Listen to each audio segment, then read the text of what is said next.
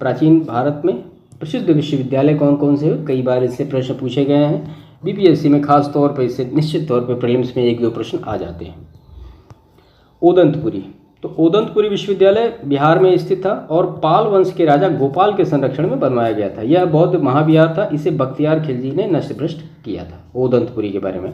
विक्रमशिला की बात करें तो विक्रमशिला विश्वविद्यालय बिहार के वर्तमान भागलपुर जिले में स्थित था।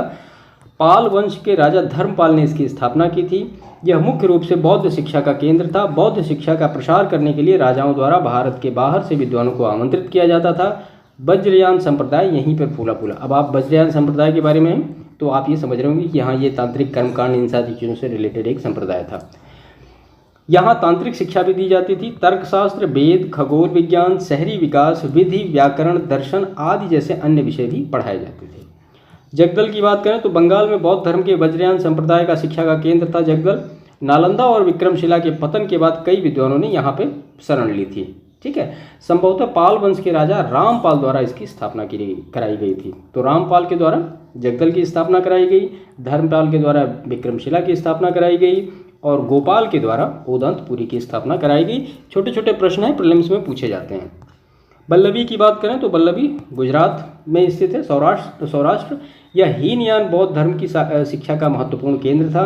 प्रशासन और शासन कला, विधि, दर्शन आदि जैसे विभिन्न विषय यहाँ पर पढ़ाए जाते थे। चीनी विद्वान ह्वेत्सांग ने यहाँ भ्रमण किया और गुजरात के मैत्रक वंश के शासकों के अनुदान द्वारा यह सहायक था।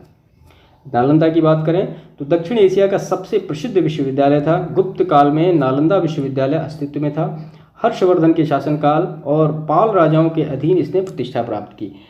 यह महायान बौद्ध शिक्षा का प्रमुख केंद्र था। वेद, ललित कला, व्याकरण, दर्शन, तर्कशास्त्र, चिकित्सा आदि विषय यहाँ पढ़ाए जाते थे। इनमें 8 अलग अलग परिसर थे और यहाँ तक कि छात्रों के लिए छात्रावास भी थे।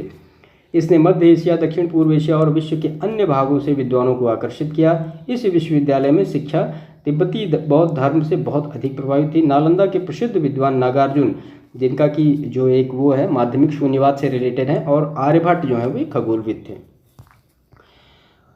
ह्वेत्सांग ने इस विश्वविद्यालय में 2 वर्ष बिताए। किसमें? नालंदा में। और एक और चीनी विद्वान इत्सिंग ने 7वीं सदी ईस्वी में उत्तरार्ध में नालंदा में 10 वर्ष बिताए। ठीक है। इसके बाद अगर तक्षशिला की बात करें तो वर्तमान समय में यह पाकिस्तान में स्थित है। लगभग 5वीं सदी ईस्वी पूर्व के आसपास तक अस्तित्व में रहा। माना जाता है कि चाणक्य ने इसी स्थान पर अर्थशास्त्र की रचना की थी। बौद्ध और हिंदू दोनों धर्मशास्त्रियों को यहाँ पढ़ाया जाता था। राजनीति विज्ञान, शिकार, चिकित्सा, विधि, सैन्य रणनीति आदि जैसे विषय यहाँ पढ़ाए जाते थे। 405 ईस्वी में फाहियान यहाँ आया था। पणिनि और चरक जैसे विद्वान जो है वो कहाँ से जुड़े हुए थे? वो तक्षशिला से जुड़े हुए थे। कांचीपुरम की बात करें तो 1ली सदी ईस्वी में हिंदू धर्म, जैन धर्म और बौद्ध धर्म की शिक्षा का केंद्र था और पल्लवों के शासन के अधीन इसने बड़ी ख्याति प्राप्त की थी। मान्यखेड की बात करें तो अब मलखेड़, ये मलखेड़ है जो कि कर्नाटक में है। राष्ट्रकूट शासन के अधीन इसने ख्याति प्राप्त की और यहाँ पे कौन कौन से धर्म थे? तो जैन धर्म, बौद्ध धर्म और हिंदू धर्म के विद्वान अध्ययन करते थे। और यहाँ पे द्वैत दर्शन संप्रदाय का भी मठ है। ये गलत टाइप हुआ है, यहाँ पे ये द्वैत दर्शन है, द्वैत दर्शन संप्रदाय का मठ है। ठीक है। इसके बाद पुण्यगिरी विहार और ललितगिरी, ये कहाँ है? ये उड़ीसा में है। तो उदयगिरी की पहाड़ियों के निकट लगभग 3री सदी ईस्वी के आसपास कलिंग राजाओं ने इसकी स्थापना की थी। यह मुख्य रूप से बौद्ध शिक्षा का केंद्र था। शारदा पीठ की बात करें तो वर्तमान में पाकिस्तान के कब्जे वाले कश्मीर में स्थित है।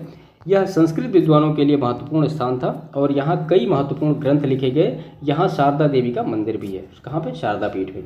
नागार्जुन कोंड की बात करें तो आंध्र प्रदेश के अमरावती से 160 किलोमीटर दूर स्थित है और यह प्रमुख बौद्ध केंद्र था। यहाँ जहाँ उच्च शिक्षा के लिए श्रीलंका, चीन आदि से विद्वान आते थे। यहाँ कई विहार, स्तूप आदि हैं। इनका नामकरण महायान बौद्ध धर्म के दक्षिण भारतीय विद्वान नागार्जुन के नाम पर किया गया है, नागार्जुन कोंड। ठीक है। तो ये कुछ महत्वपूर्ण विश्वविद्यालय थे या महत्वपूर्ण संस्थान थे जिनके के बारे में हमने यहाँ पे देखा। अब इनके बारे में आप प्रश्न जो प्रीलिम्स में अगर देखेंगे आप तो पूछा जाता है, जो सबसे पहला बेसिक सा प्रश्न पूछा जाता है कि अगर ये कोई विश्वविद्यालय, इसकी स्थापना किसने की? ठीक है। अगर दूसरी चीज़ इससे पूछने वाली होगी तो ये पूछा जाता है कि ये मतलब बौद्ध धर्म की किस शाखा से रिलेटेड था? हीनयान से था, महायान से था या वज्रयानी से, या किस चीज़ से रिलेटेड था? तो ये 2 टाइप के प्रश्न इससे बेसिकली पूछे जाते हैं।